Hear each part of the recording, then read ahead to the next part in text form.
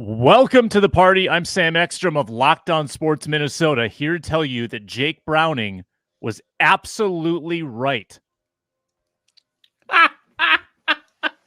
Hey, this is Arif with the Wide Lev Substack. I would just suggest that you dot your I's and cross your T's on your NDAs. I'm Luke Braun of Locked On Vikings. The max bets will continue until when you're down, just keep gambling. Locked On Sports Minnesota podcast. It's endless Minnesota Vikings talk with the diverse voices of your local experts. It's time for the Minnesota Football Party. Welcome in, one and all, to the Minnesota Football Party on Locked On Sports Minnesota. Glad you joined us today for Vikings talk as we react to Vikings Bengals 48 hours ago. I'm Sam Ekstrom. You met Arif Hasan. You met Luke Braun. Luke Inman joins the show in progress as well. We'll have the full panel here to discuss the Cincy catastrophe 27-24 overtime loss that gives a significant hit to the Vikings playoff percentages, although they're still in position. We'll talk about the roller coaster that was Nick Mullens and what a certain cap analyst thinks the Vikings would have to pay Kirk Cousins in free agency next year. We'll look at the full playoff picture now that Sunday of week 15 is complete. But first, today's show is brought to you by LinkedIn. They help you find the qualified candidates you want to talk to faster. Post your job for free at linkedin.com/LockedOnNFL. That's linkedin.com/LockedOnNFL to post your job for free. Terms and conditions apply. All right, this was my experience with the game. I was on vacation. The league flexed the game to Saturday, so I missed it. I watched it back, condensed version, on the plane yesterday. Condensed version is not for the faint of heart because It's fast. You have to absorb all of that stupidness that happened in the second half in a very short amount of time. I'm not sure how many YOLO balls I had to watch Jake Browning complete in a 10-minute span. How many things had to go wrong for the Vikings offensively? How many red zone picks had to be thrown? How many tush pushes had to fail? But it all happened very fast, and it was very jarring for me. Did they at least replay the T. Higgins touchdown? Like, I just feel like you see that happen, and if it goes away, like in a condensed version, it just feels like a little bit of the magic is lost. Definitely, yeah. A lot of the magic is lost when you watch it fast like that. They did replay that touchdown. It was a magnificent touchdown. The Vikings are 0% in breaking up 50-50 balls this year. I think that's an actual They've stat. never done it. Not one. Not a single Everyone one. is culpable. Everybody screws it up. Most recently, Caleb Evans. But it is funny what they pick and choose to replay. And as Luke Inman joins us now as well, they didn't replay the T. Higgins YOLO ball at the end of the first half, which it's like, the Bengals are in field goal range. And then suddenly they weren't. So I'm guessing that got overturned. About. Yeah, what happened? Did it hit the ground? I still don't know. Why did that get overturned? Why did that not count? Yeah, I don't know.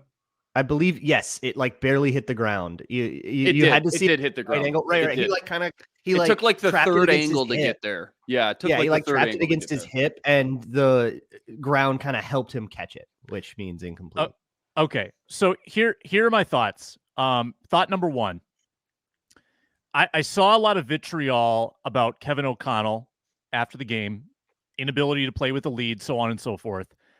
I guess I didn't see as much of a problem with O'Connell in this game. I mean, the offense went down the field and scored with 3 minutes to go. The offense got very close to field goal range in overtime and then couldn't get 4 inches. What were the gripes in real time that you felt with the head coach in this game? Let's hear from Inman since we haven't talked to him yet. Yeah, I mean, when it comes to the head coach specifically, well, let me back up. I think there's two sides of the coin here as far as just, okay, what are you frustrated with? On one hand, obviously, it's frustrating just to sit there and watch them lose the exact same way they've lost all these close games all season long. That's because you lose the turnover battle, not executing in crunch time. Whether you want to put that on KOC or the players, I think there's an argument for both. We'll get into that. And really just playing good enough to win these games for 3 quarters and not putting the game away when you have the chance. I think Luke pointed it out. They've outgained their opponents in over half these losses now. So when you sit back and think about that, that's just a gump punch. And we talked about it, I think, right at the end of the postcast Saturday. It's so frustrating because deep down, you know, you're watching a really talented football team just wither away at the end of these games. And a lot of times that hurts more than just sitting down and watching your team lose because you know they just don't have the talent. So I think that's kind of one part of the equation for me. The other half that was frustrating, just watch them melt this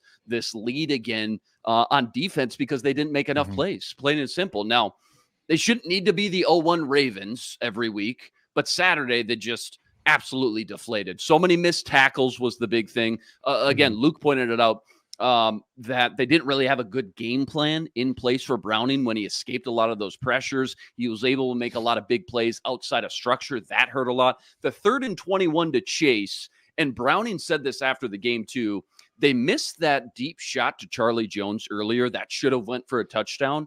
And he said he thinks that really pushed the secondary back. After that, he noticed a lot of the 3rd and long situations. The safeties were playing so far deep. And that's why that in-breaking route was open, because the safeties were so far in center field. And it made me think about the Bears game too, actually, at the end with DJ Moore on that deep in-cutting route as well. So Tyler Boyd, you're talking about real-time plays here. I'm trying to think top of my head. Tyler Boyd, 3rd and 9 in overtime.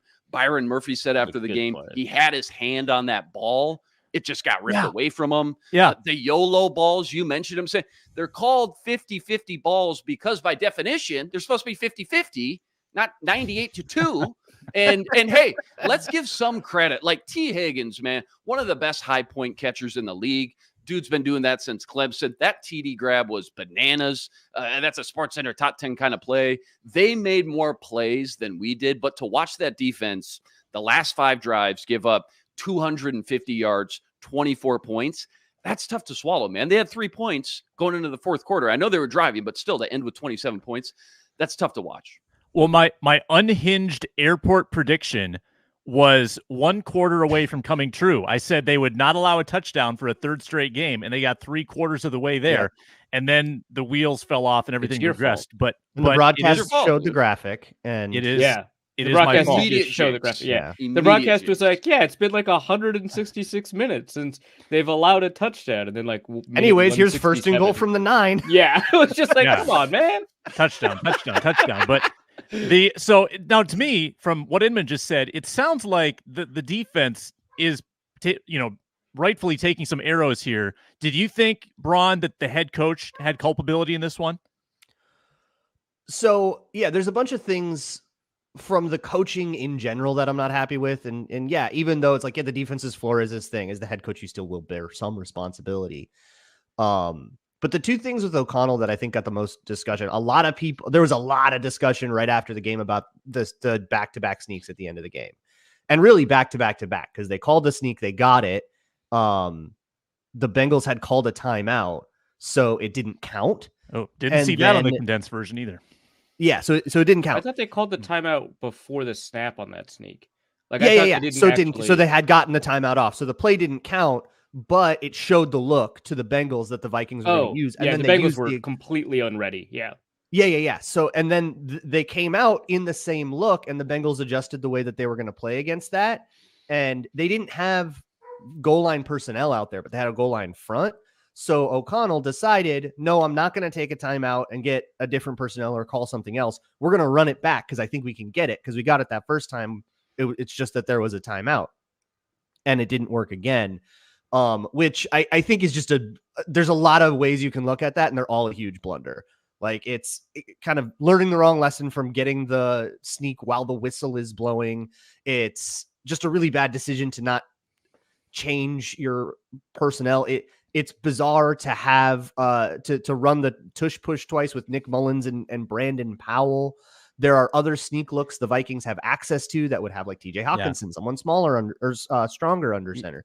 So that got a lot. And then also kind of what Luke talked about, just it happens all the time. Like, how many times are we going to see this team get a 2-score lead and then piss down its leg? To me, at a certain point, that becomes your team isn't ready to win. You're just not. This is not a team with a winning culture. If that's going to be the case, that's a team that doesn't know how to have it in their hands and finish the job, right? And it's a different thing all the time. Sometimes it's that they turtled or whatever. Sometimes it's that they threw a dumb interception. But I mean, how many times have we seen, all right, we just need like one stop or one more score to win this game, and then they go 3 and out, give up a touchdown, 3 and out, give up a touchdown, and suddenly it's a game in the fourth quarter. How many times are we going to see the team just choking away like that? They're choking. 2021 vibes. 2021 vibes. Like, again, like, and with a much better defense, different circumstances, but these are the conversations we were having 2 years ago. Different coach now, different quarterback. But Arif, what were some of your any new frustrations for you that haven't been touched on?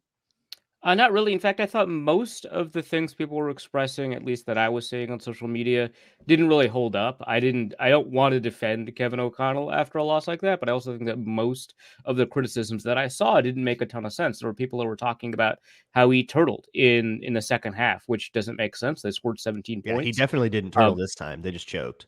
Yeah. They weren't overly dependent on the run or anything like that. Like in the second half, it was 17-11 in favor of passing, 8-5 in the fourth quarter in favor of passing. In the third quarter, I mean, they scored on the 2 drives that they had, right? And in the 5 drives that they had, they scored 3 times, right? That's pretty good. Scoring 17 points and a half is good. You scored 34 points a game, you're happy, right? So that's not like the issue, especially because the drive scoring rate was pretty good. The issue is in management level stuff, right? So yeah, like that quarterback sneak, for example, a lot of people were mad that he called 2 quarterback sneaks. That doesn't make sense to me. I think that the process by which the sneaks occurred, like Luke Braun outlined, didn't make a ton of sense. And his explanation after the game didn't make a ton of sense because he wanted to say, so between the third and the fourth sneak, right? They just called the same play, like the exact same, like Brandon Powell motions in, everything, right? And, after the game, the reporter's like, hey, so Brandon Powell, not your traditional pusher in a tush push. He's 181 pounds. Like there's one skill position player lighter than him on the roster. Like you chose maybe the worst guy. Why is that? And he's like, we were just in that personnel. And so, that person in that personnel is the one who does that. We didn't want to get out of that personnel. Because we didn't want them a chance to substitute in the goal line package. That doesn't make any sense. Like Luke kind of alluded to this. That doesn't make any sense. They were in 3 wide receiver. The Bengals were in base, right? Just in terms of personnel, right? So you're already bodies behind, right? You don't have the weight advantage. And then you're already at an additional disadvantage because like who's in base personnel for the Bengals? They have bigger linebackers than normal, and the Vikings have smaller receivers than normal. So that's who's matching up. So it also doesn't make sense. And then, as Luke says, the way that front is organized, right? It was basically a 5-2, right? Because they had Akeem Davis-Gaither on the edge, essentially. And so that doesn't make sense. So you're actually in a disadvantageous personnel, and you say you don't want to change out personnel so that you can get back to equal? That's crazy to me. That doesn't make sense. Yeah. And to Arif's point, like too, I mean, they kept blitzing with the lead. They kept throwing downfield with the lead. They ran the ball effectively on early down, first and second downs. The quarterback sneak is a high percentage play, right? It's just their execution and the play design itself, like Arif They've got the wrong center for it, too. Like Bradbury's not carving out. He's not carving stuff out. Kelsey. No. Yeah, I also don't like the way the conversation around the QB sneak has evolved. People talk about how it's such a great high percentage play. It is 100%. But there's a reason it's a high percentage play. People call it when it's going to be successful, right? Yeah. And one of the reasons it becomes successful is when quarterbacks, maybe not audible into it, but that very often used to happen when there is a missing player in the A gap, right? Or check out of it when there isn't. Correct. Exactly. Right. And so there has to be a missing player. So I'm not saying that you shouldn't call a sneak if there's 2 players in the A gap. I'm saying that the percentages that we use, the numbers that we use are not applicable, right? So it is an 82% conversion rate. And again, these tend to be on 3rd and inches, not 3rd and long ones. Not relevant here because in this case, the Vikings were in 3rd and inches, 4th and inches. So that's fine. But the percentages don't make a ton of sense. People talk about how the tush push is a high percentage play. Well, it's actually a lower percentage play than a traditional QB sneak for that exact reason. Because when you line up in the tush push, players on the field are aware of what you're doing and plug up all the gaps. And so it's actually, for a non-Eagles team, it is a 72%. That's better than a traditional 3rd and inches, 4th and inches, but a traditional, third and 1, 4th and 1, but a traditional 3rd and 1 and 4th and 1 does not have the yardage advantage that a quarterback sneak typically does. So people are talking about the numbers the wrong way. I think that you should just kind of evaluate it based off of these contextual factors, like whether or not Bradbury is the kind of center, because he's not a Travis Kelce, and you don't have Landon Dickerson next to him, right? He's not Travis Kelce. Jason Kelce. Jason Kelce. Right. And Mullins isn't Jalen Hurts, who Yeah. squats 600 pounds. Like, you don't have the dudes to do this. And that's like the conversation around like the rule change in the tush push. If you decide it's a safety issue, I'm pretty sympathetic to saying like, hey, no pushing from behind or whatever. And I don't think it'll stop the Eagles at all.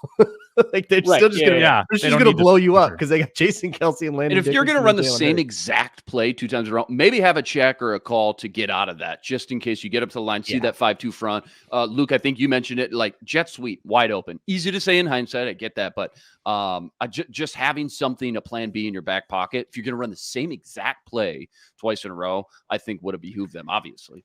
I sense in this decision-making panic. I sense, oh man, we got it. And then not getting it in the 3rd down and going, oh, we got this. Come on, just go again. It's very losing at the roulette table and just putting twice as much money back down on red because I can get it back. Yeah, and the ball just bounced off of a black square, so it's right. It was right there. It was right and there. there's been 4 reds in a row. Like, it feels like the process really went out of the it's a process lock. went out at that moment. Yeah, and that's just one mistakes. The easiest example to point to, because there's a bunch of, we know what he said about it. We know that actually doesn't kind of hold up to scrutiny. But there are like small decisions throughout the game that it felt it kind of, was a significant part of it. And also, like, I still like KJ Osborne. I know a lot of Vikings fans don't, and that's fine. He's been very frustrating. But the problems that he had with route spacing last year were occasional. They popped up huge on that 4th down play against the Giants, but they didn't seem catastrophic to me. This year, they seem catastrophic. Like, constantly Osborne is, because I refuse to believe, maybe it's the case, but I kind of refuse to believe Justin Jefferson is the one running the wrong route depth, right? But so often, Osborne is inviting defenders into Jefferson's space, right? And so, like, that's a problem. And, like, that is a coaching issue, because either you're putting this player out there, and Brandon Powell did get hurt, but it wasn't until later. There were still plays where Osborne is running these plays, right? Where Brandon Powell has just been more successful as a Viking. I've not noticed, maybe I'm wrong, I've not noticed the same route spacing issues with him. It feels like he's running the correct routes at the correct depth. And he's just bringing, and Osborne is just bringing defenders in, so that now it looks like Jefferson is like triple teamed on a play where admittedly he should only be, quote unquote, only be double teamed, right? And it's like, you're not helping, man. Like your routes are 3 yards apart. One defender can cover both of you. That's insane. And so, like, it's just like stuff like that where it's like, you're an offensive coach, man. Like I know that there's a reason Osborne is typically out there. I just said that it's like the lightest receiver core in the league, and Osborne can block a little bit. But, like, bud, bro, hey, bud. Yeah. Hey, bud. Yeah. There are problems that have plagued the Vikings all year, over and over and over again, from turnovers to, playing poorly in 4th quarters, especially with a lead. Like, there are patterns to this, and they have not been able to solve those problems. Route spacing. The coaching staff has failed to solve the problems that plague the Vikings. And I would say 7-7, and with a kind of tough road to get the 2 wins that they need to get into the playoffs. And I would say that this was also a theme last year, was that Kevin O'Connell every game said, we're still trying to put together a 60-minute effort. We're still trying to put together a 60-minute effort. And they would have like 2 quarters where they did nothing on offense. Middle of the game had one of the worst DVOAs in the first 3 quarters. And they never figured it out last year. Worst time of possession in the league. Yeah. Yep. Yeah, this was a theme in 2022 as well. So I'm going to tell you why Jake Browning was right in his mic'd up. And I'm also going to, we're going to investigate the Mullins roller coaster that we witnessed on Saturday after a word from LinkedIn. LinkedIn Jobs helps bring you today's show. When you're hiring for your small business, you want to have as many top-tier candidates as possible to interview. You check out LinkedIn Jobs. They've got the tools to help find the right professionals for your team faster and for free. This isn't your run-of-the-mill garden variety job board. They've got a vast network of more than 1 billion with a B professionals, which makes it the best place to hire. And that's easy when you have a lot of qualified candidates. So 86% of small businesses get a qualified candidate within 24 hours when they use LinkedIn Jobs. Small businesses, you got to wear a lot of hats. You're juggling a lot. You might not have the time or resources. LinkedIn helps you with their intuitive, quick, easy process, and they help you write job descriptions as well with their new feature that they just launched. Post your job for free, linkedin.com/LockedOnNFL, linkedin.com/LockedOnNFL to post your job for free. Terms and conditions apply. Welcome back, Minnesota Football Party. Thank you to our everydayers for being with us here on Locked On Sports Minnesota. Arif Hasan has to make a regrettable but early exit, so I want 1 minute, your best 60 seconds on what we saw from Nick Mullens on Saturday. Arif Hasan, go. Nick Mullins is a wild boy. I did not expect him to play with this much. He's a dog. Yeah. Right? Like, I don't know if I want to call it judge or anything. We don't remember? That. Yeah, but it's in the water. It's Southern that Miss. much. I remember some of the stuff he was doing with the Raiders, and I was just like, that's the Raiders. You got to do what you can, right? Right. Like I didn't think that was, because I remember his stuff with the 49ers. That was like pretty normal stuff. So he led the league this week in a tight window throw rate at a tight window throw rate of like 24% or something crazy like that, which is Not nuts. Browning? Branding was like at 21%. Okay, yeah. So Mullins is at 24%. Yeah, I had the same thought. Mullins is at like 24%. About a quarter of all of his passes were into tight windows, which is nuts. He threw that crazy interception while he was getting sacked, which sucked. But he also threw that insane ball to Jordan Addison while he was getting sacked, which ruled. Bad decision, both of them, right? They were both bad decisions, but one of them was awesome. So you're kind of okay with it. But yeah, it's just kind of nuts. He's such a high variance, high volatility quarterback, one pass over 20 yards. Like, okay. This is all risk, no reward, my dude. What are you doing? Anyway, he clearly understands the timing of the offense. He understands what his progressions are. He understands where his reads are taking him, and he gets rid of the ball on time, so he should remain the quarterback. But holy crap, this guy is a roller coaster. That was a strong minute. Thank you, Arif. We love you.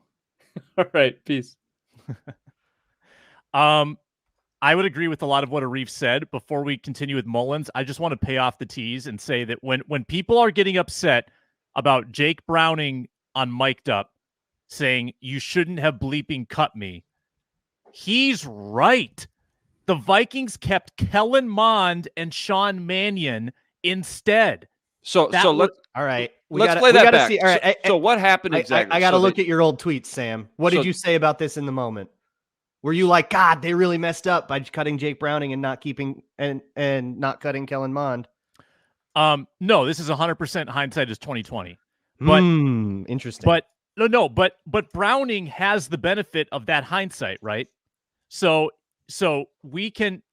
okay. I'm being a little devil's advocate here. He's the Sloter vibes, major Sloter vibes. But when you look at who is a YouTuber now, when you look at what Mannion has become, XFL legend, or USFL Kellen Mond legend has become, right? Like it's hard to not understand why that would like. Can we 10 seconds? Can we back up? So he balled out during training camp under the lights that Friday night scrimmage. He had named the number 2. He was named the number 2. Then they get to cut days. And they said, well, we got to keep him on. We got to keep him on for one more year. We got to roll with it. They kept Nate Stanley on the practice squad. And because we're rolling with Mond, we want to keep this crafty veteran and Sean Mannion to kind of tutor him a little bit. So it's kind of like a 2-for-1. Like if we keep Mond, we can't keep another young developmental guy. We got to go get the veteran, Sean Mannion. I think that's where the mix-up was. You can keep Mond. That's fine. I get it. But that doesn't mean you have to go get this third veteran guy, like I think is usually the kind of typical stereotype throughout the league. Keep the best guy. Is that the best guy? Is Sean Mannion better than Jake Browning? Mond was so bad, I think, that they knew they wouldn't be able to trust him, and they were they got in that position and they couldn't trust him in Green Bay that year, which is why they kept Mannion. Maybe if they thought Mond was a little better, they could have gone developmental. But it's also like you're choosing between Mannion and Browning. Like, what are the odds that either of them are anything? So you may as well go with the younger high upside. Absolutely. 100%. Especially after, again, he at least flashed during some of training camp and the scrimmages. And was it Bradbury came out with the quote afterwards? Or like, I remember when they announced him and named him the number 2 guy. I remember that moment. You know, he had coming off a couple great practices after that. And then all of a sudden, a couple weeks later, he's gone. So catastrophic preseason. Okay, fair. That's fair. Catastrophic 2021 preseason. The only reason he was endeared to us was because it was 2021, where the whole quarterback room got COVID, one of them got COVID, and the rest of them couldn't practice or whatever it was. Yeah, and Jake Browning carried the ship, and that's kind of also why they excused Kellen Mond. Going, yeah, well, he's not ready, but he kind of missed a bunch of camp, and we just drafted. They're not going to cut Kellen Mond, a 3rd round pick, to keep Jake Browning. What happened here is Jake Browning got better, and he can feel proud of himself there. But for me, I think it's really funny to be like, screw you, Vikings. Like, dude, the guy that did this is working for the 33rd team and is like TikToks. Like, the other guy who's responsible for this is working at Jackson State now. Go take up your issue with them. The Vikings, and I would also understand it if like Vikings fans themselves were like super nasty to Jake Browning or anything like that. But for the most part, we were like, wow, thanks for floating the ship when all the other quarterbacks were out. What a great test of endurance that was, because you had to throw like 150 passes or whatever it was. Thanks for that. Good luck elsewhere. Like, it seemed as amicable as it gets with an undrafted rookie gets cut. And yeah, it's like, my question is, who is supposed to feel bad? Like, who on the Vikings, because this was revenge against the Vikings, is supposed to sit there and go, gosh, I really got owned there. There's no people left. It's a totally different group of people. Yeah, he did get better. Yeah, and that's what develop, progress. Bulletin board material does not need to be logical. So go for it, Jake Browning. Bulletin board material. I hope that Sloter does have a Browning moment at some point. So then literally any team he plays, he can look in the camera and say it with a straight face. You shouldn't have cut me. It doesn't matter who the opponent is. You shouldn't have cut me, regardless of opponent. They all apply. He's had a tryout with coming back to the Breakers, no? The New Orleans Breakers. I mean, yeah, I was on vacation. I didn't have my XFL notifications turned on. Shoot. Darn it. No, it's the UFL now. They merged. The UFL. So the USFL and XFL have merged into a 16-team league called the UFL, and it's going to rock. Is the Rock the commish? I have no idea. Nick Mullins' roller coaster was interesting. I thought he and Browning both threw up the same amount of YOLO balls. Bengals caught like 1 or 2 more than the Vikings did. But I could also see Mullins getting on a heater. Like, he passes in rhythm so well, so decisively. And this was the thing with him with San Francisco. I talked about this. This is why I was nervous about him, because he is super mistake prone. Like Dobbs, he's super mistake prone. Like his first 17 games worth of starts, he threw over 20 picks. That's in a full season. That's horrible. So this is a problem for him, but he does have like a lot of conviction in the way he operates. And I could see him getting on a heater at some point. He's super competitive, hangs in the pocket, can take a hit. Like, I like a lot of what he brings, Luke Inman. I'll give you a thought on this. And I feel like, given a couple game stretch, that's a quarterback that I could see getting hot, putting up a couple 300-yard games. Yeah, everything kind of needs to come together in the perfect way, but I'm with you. I could see it. Not much shocked me for good or bad, outside of what Arif mentioned too. More gunslinger than I remember, right? Back in the Raiders days and maybe even the San Francisco days. Yeah, I looked at all the stats, saw the turnovers and the touchdown ratio, things like that. But Sam, I think you said he's got a little dog in him, man. And Arif mentioned no real deep shots over 20 yards.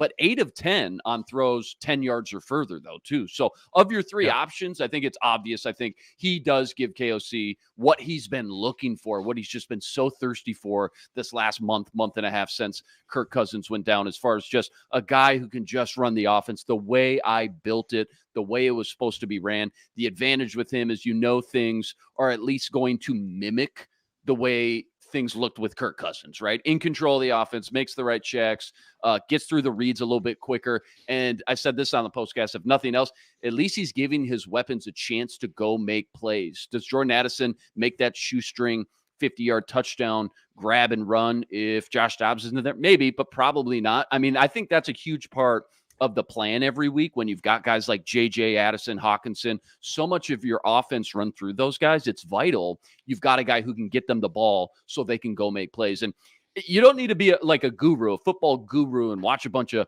all 22 to see his ball placement. Yes, I get it. It's not perfect, but light years ahead of Josh Dobbs right now, too. So of the three options, I think he does give you the best chance to win these last three games. And I know a lot of clamoring for Jaren Hall. I just don't think they want to go the Jaren Hall route right now. I think it does have its advantages going into the offseason, being able to assess that position going into the draft and whatnot. But I think, ultimately, I kind of just step back and go, well, I'm not at practice every day. You guys are the experts. You know a lot better than me. So if you think Mullins is clear and away the guy over Jaren Hall, then yeah, I mean, green light, go with it. Do it. He's going to throw some picks, but he's also going to throw a lot more touchdowns than you would have got with Josh Dobbs. You mean to tell me that when you have a quarterback that works in the structure of the plays and you don't have to completely redesign your offense on the fly in November, things work better? Do you mean that was the case? Would have never seen that coming. Man, yeah, I mean, it's just never was really realistic. Even at midseason when Kirk went down, to really change and morph the offense to any of these quarterbacks, it's just really not a realistic option. So again, I think the guy who knows the offense much better than the other two, I'm with you. Obviously, that's going to give you the best chance. Here's the deal. I prefer Jaren Hall too. I think what he showed in the Atlanta game, for however brief it was, to me, earned another shot. But in the preseason, when this decision gets made, Mullins won the job. And you don't, like, there's a reason that doesn't ever get overturned in the middle of the year until somebody like actually gets in and gets an opportunity. But yeah, versus Dobbs, it was very clear that, like, once you figured out how to stop Josh Dobbs from doing the improv crap that did so well in the Atlanta game and the New Orleans game, like, once teams figured that out, they forget good offense. They couldn't move the ball at all. Like, they couldn't score. It was dreadful, right? So yeah, making that move was pretty cleanly the right thing to do. And yeah, you go to your second quarterback, not the one that you decided was your third quarterback 2 months ago. I get it, even though I wish he got another chance. I'm not going to begrudge it. But yeah, I think that there is a chance for the offense to be productive if you just play a little bit point guard, right? You're not going to have the upside, the ceiling that you had when you had Kirk, and you shouldn't expect that. And it's going to be more inconsistent than it was with Kirk. And not that Kirk was the most consistent, but he's certainly more consistent than these guys who are not starting quality quarterbacks in the NFL. And a little bit of hero ball can be good, right? As much as that touchdown to Jordan Addison, both the touchdowns to Jordan Addison were fairly ill-advised and went against the words of his coaches. You might not have seen this, Sam, on the condensed, but after halftime, they said, Kevin O'Connell told Nick Mullins, you got to stop playing hero ball. And he gets 2 total hero ball touchdowns that are super ill-advised. It's who he is, and it's what we're going to deal with. But a little bit of high variance is okay, especially when the Vikings aren't going to be favored again this year. Green Bay. They won't be favored at home versus Green Bay? I don't know, man. It's not like Green Bay's on any kind of heater, though. I get it. Yeah, killed not by the going to be Lions touchdown favorites, but if you get killed by the Lions, to do with what they did in the like most previous week. If Green Bay wins a game and the Vikings lose a game, I could definitely see them being home underdogs. Yep. No, I'll buy that. Who knew that we'd have high variance from Mullins? But the things, I don't know why I think people just like conflated him with Sean Mannion in their heads because he wasn't as fun as the rookie and he wasn't as fun as Dobbs. He was always this dude. There was never any ambiguity about this. He's never been like a conservative pocket statue like Mannion. He's always been a little bit of a risk wild taker. card. It was entertaining and also gut wrenching. So Sam, you didn't see any of the game live. Listen to me, man. The first time you watched it back was on the airplane. What was that, yesterday? Yeah. Yeah. Yep. Okay. I didn't watch the highlights segment the day of. I just waited. I consumed it all, like 42 minutes on the condensed. Mm-hmm. I will blame so I wasn't going to do this, but I got a little caught up watching the play-by-play on ESPN during the game on the golf course, playing a nice course out there. Oh, good for me. Nobody cares about this, but I do blame the sneak situation on costing me a wonderful opportunity at birdie because my mind was just racing. I'm like, oh, it's 3rd and 1. Super on you. Got to sneak. And I had 85 yards into the 17th hole. I had a great drive, and I flubbed it. Costly error. It's the worst when you're watching those play-by-plays and you don't know what's going on and nothing happens for like it's 3.5 minutes. And you're like, what is going on right now? Yeah. Is there a timeout on the field? Is there an injury? But usually they show you that stuff. Even an injury, they tell you. And it's like, what's happening right now? 4th and inches. Give me something. Yeah. And then it updates like 3 plays. It's like, oh, okay, they missed it. Bang, the Bengals have it. That's NBA. That's NBA for sure. Play-by-play. Oh, NBA is the bang, worst. bang. Yeah, especially if you have money on the game. You're like, what's going on right now? But everything happening is kind of like, I think, tilting even more toward the Kirk Cousins reunion, right? Because the Dobbs hype obviously fell off a cliff. And now we've got the projected salary, courtesy, I believe, PFF Brad. I'm attributing this to the right person. He's the cap expert. Brad Spielberger is projecting 2 years, $60 million for Kirk Cousins in free agency. Braun, are you paying that? That wouldn't be a bad deal. I'll say that much. Am I sticking with Kirk is a different question, and I've been pretty vocal. It's time for them to get a rookie and move on here. He's going to be older, coming off an Achilles. I don't know if that's the move, but you can look at this season and look at all the almosts and say, God, they're just so close to winning a bunch of games. You know, they're like 4-4 on the cusp, and then they were 3-3 with Kirk. So I guess they went from a 500 team to a 500 team. And I will say to that, 30 million is a really scary number. 30 million is not what it used to be. Daniel Jones is making 40. All right. 30 million for a quarterback is no longer starting like market rate. That is well under market rate for what a quarterback costs, and that's wide receiver money for a quarterback, right? So like he'll be making less than Justin Jefferson. That feels appropriate. If he does, I think that's an appropriate amount. Plus, you got to remember that would be the average annual value, not guarantees, not, what's incentivized. My guess is if Kirk Cousins does come back, there's not going to be a lot of commitment to it. They're going to commit to maybe 1 year. And then I don't know if he gets the fully guaranteed contract that he always wants coming off an injury. And he's already said in front of the media that he kind of understands that things are going to be a little different now. So yeah, when it comes to contract amounts, 30 million average annual value without looking into what kind of cap tomfoolery can get that number to actually, the impact of that number to be less than it seems.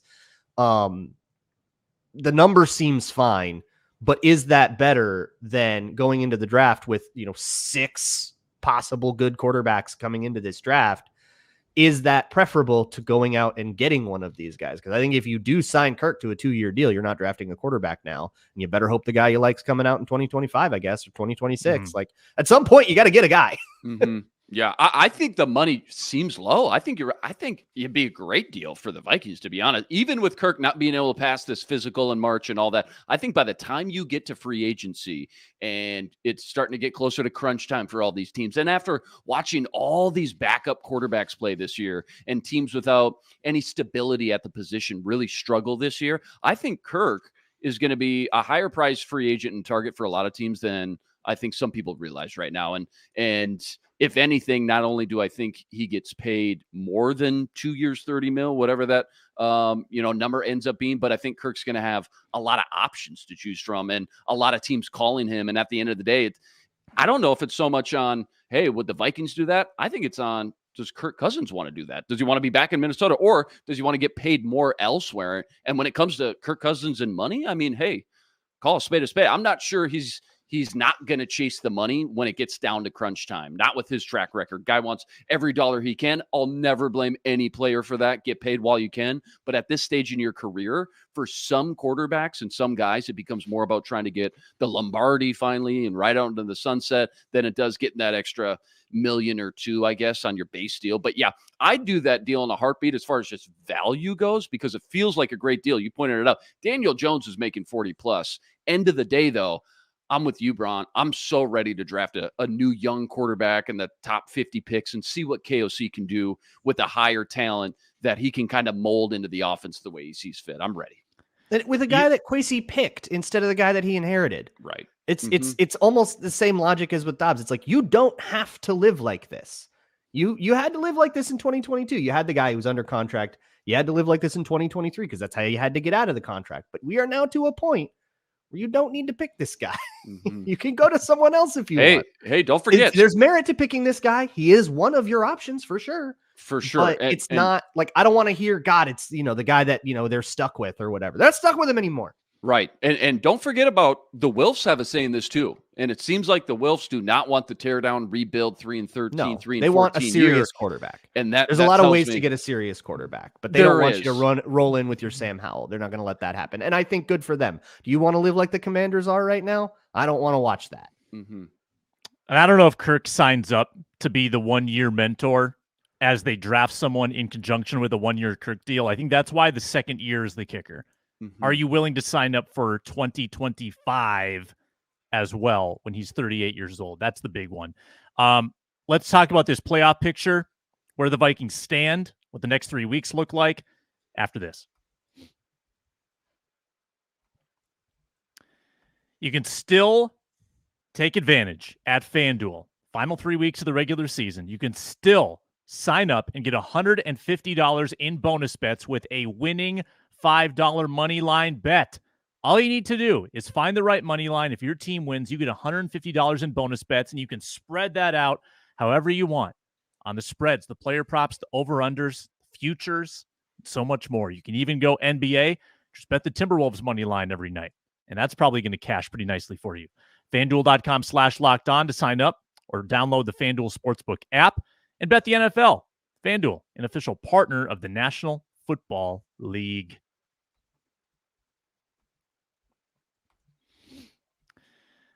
This playoff picture is pretty convoluted, gentlemen. Vikings, the 6th seed, they are 7-7. Rams, 7-7. 1 game worse in conference record. Vikings have smartly lost to a lot of AFC teams. They're thinking. They're playing chess. Everyone else is playing checkers.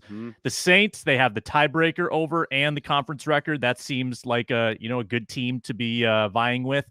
Seahawks, tough game tonight. Could easily drop to 6-8. Rams down the stretch. They've got Saints, Giants, 49ers.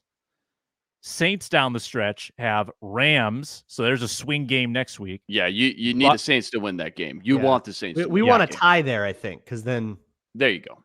Then both teams feel like they took a loss. Yeah. That'll be helpful. Seahawks, who continue to implode. They've got Eagles, Titans, Steelers, Cardinals.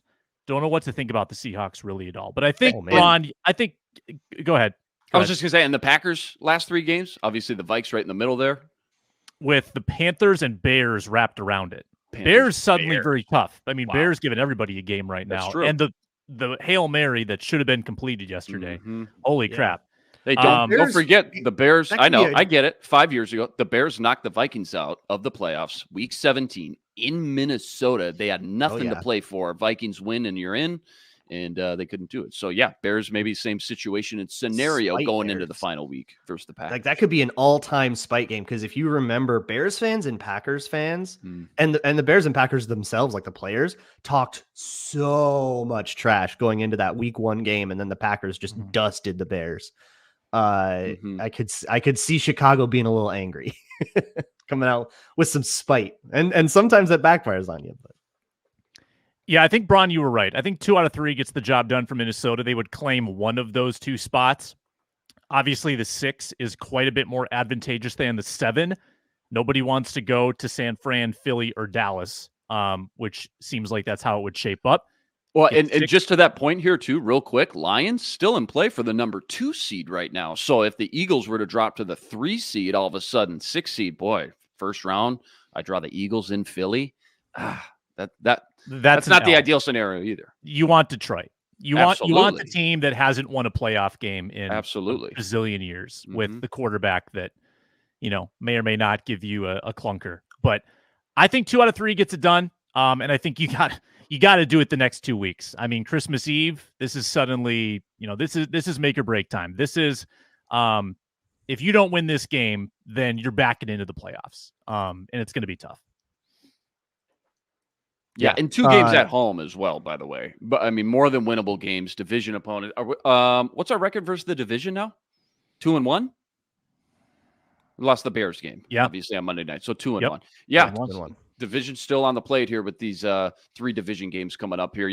Yeah. They have, since that kind of 2-game Josh Jobs Linsanity run, they've lost 3 of 4.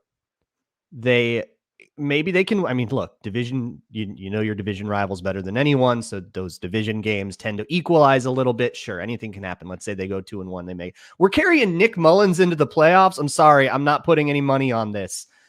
It would be fun to make the playoffs after Kirk Cousins went down, but it's all still very much like house money. Yeah, what's that spread on the road round 1? Yeah, and it's good that they all have their. They all have their tiebreakers, right? So basically any permutation of the Vikings being 9-8, you'll have tiebreakers over whoever else is 9-8. They would need 2 teams to win out and go 9-7, which would require Seattle to beat the Eagles tonight and then win out, which seems doable. They've got some lesser opponents going there. And I think like Seattle and the Rams would be the 2 teams that do it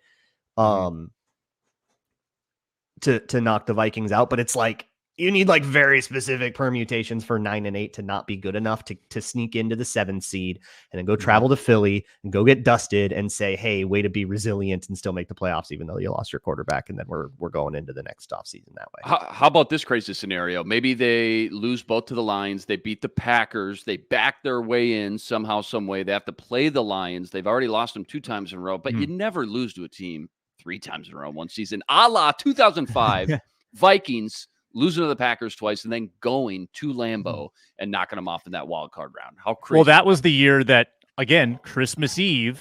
Yes. Thinking about Christmas Eve games. That was the year that on Christmas Eve, the Vikings lost the heartbreaker at the Dome, 34-31, Ryan Longwell with the killer. But if they do lose 2 to Detroit, that would strengthen Detroit's chance at being the 2 seed, which could lead to the 2-7 rematch. And I'm saying it right now. If the Vikings play at Detroit in the first round, I'm picking the Vikings. I do not trust the line. I'm saying Nick Mullins wins a playoff game. Yeah. Third game is a big scenario. Yeah. Versus at Philly or at San Fran or even, I don't know, at Dallas even. Yeah. That is the dream scenario. You want to play the Lions for sure. 100%. And the Lions could put 42 on the board like they did against the Broncos.